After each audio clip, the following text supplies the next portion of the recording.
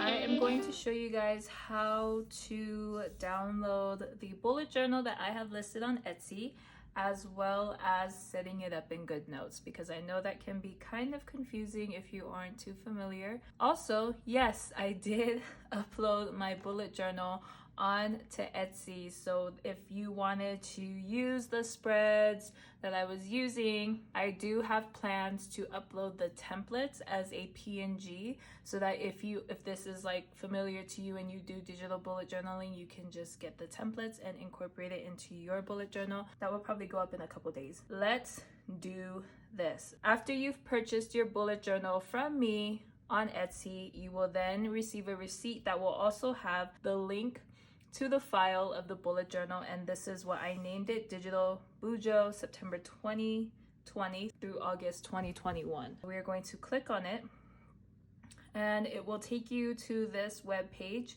where you will see the complete layout of the bullet journal. Here's the layout. It's just on a web page, and if you scroll through it, it's all the pages.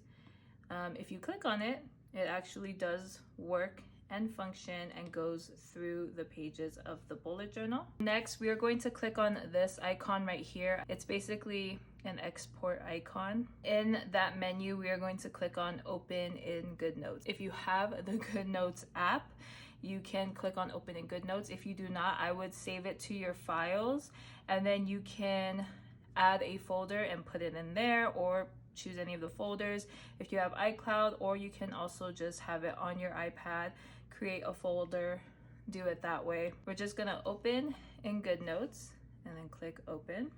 And then here is the bullet journal. I do have it already on my GoodNotes, but we're just gonna import it as a new document, which is these smaller letters right here. But when you do it for the first time, it is going to be in this blue box right here.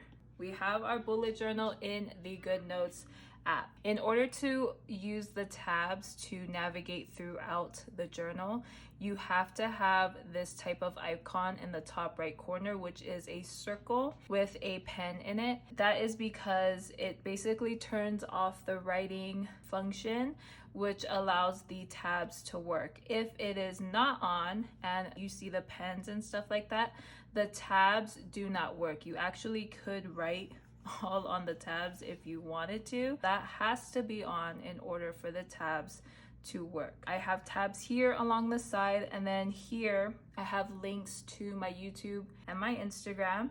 And when you click on it, it'll just say external link. You want to say yes, and then it'll take you directly to my YouTube. And the same with Instagram.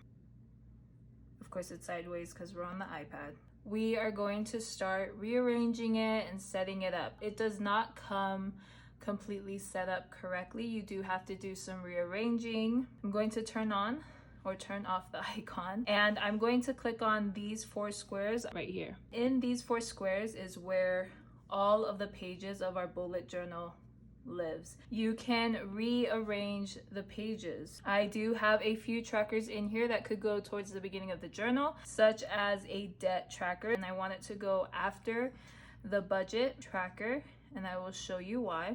When you tap on the budget tracker, it goes straight to our budget tracking, but then when you want to get to the debt tracker, you have to just slide over.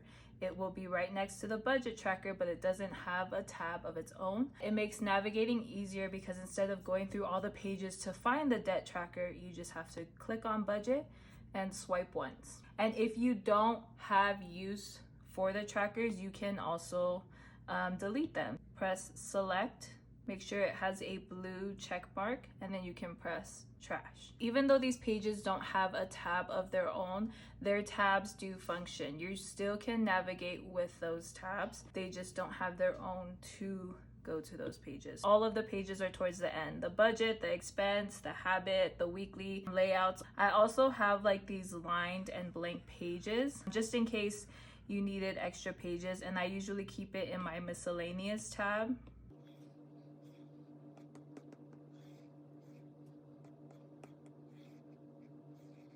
So when we click on miscellaneous, we have our hex codes. When we swipe, we have all our lined and blank pages. I have 2 sets because if you notice in the style, for the month setups, we have 3 pages on the left side. For the yearly trackers, we have just 1 page. That's why I have 2 different kinds of lined papers and blank papers in this. So 1, the 3, in case you need it for the month. So now we get into our months. These are our month trackers. We have budgeting, expense, habit, brain dump, and a weekly layout. In the order that they're in, that is how I prefer it. You can switch it up to however you need.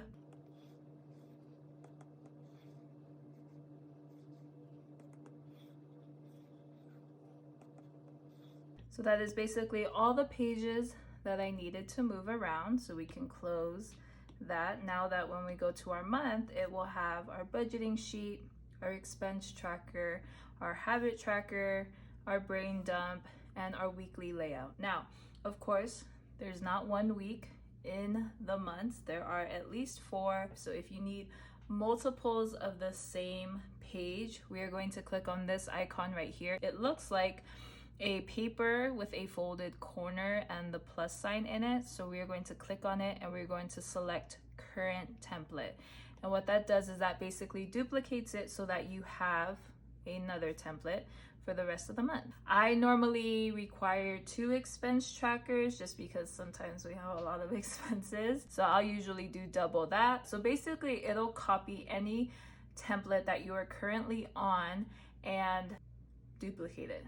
That's basically what it does. So that is basically how setting up the bullet journal goes initially when you first purchase it. Once you start filling this out, it is going to look like however you need it to look like. I really hope this video was helpful for you, and if you purchased a bullet journal, please know how grateful I am. This whole process has been stressful and nerve-wracking for me, and I honestly, even up to last night, did not want to list my bullet journal. For me, it's my art, and to expose or just to put it out there, it makes me feel really vulnerable, but I've gotten amazing feedback and I'm just so excited that you guys are enjoying it. I want to thank you for the support that you guys have shown me on this first day. The amount of sales that I've done is honestly more than I ever thought. But for that like TikTok video to randomly go viral, and